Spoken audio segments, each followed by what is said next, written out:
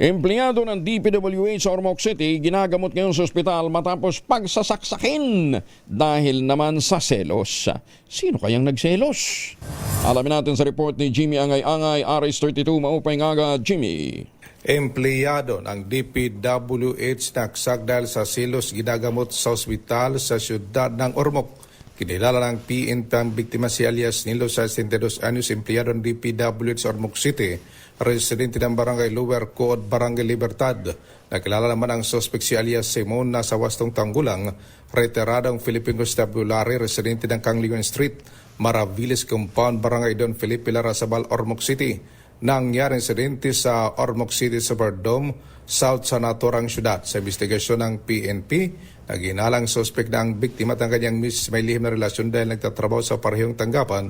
Dahil sa silo sinaksak 2 beses ang biktima, kaya tinakbo sa ospital para malapatan ng kakulang lunas. Samantalang suspect pinaghanap ng kapulisan matapos tumakas na mangyari ang krimen. Wala dito sa DYVL Action Radyo Tacloban, ito si RS32 Jimmy Angay-Angay para sa DZRH. Una sa Pilipinas, una sa Pilipino. Daghang salamat Jimmy Angay-Angay.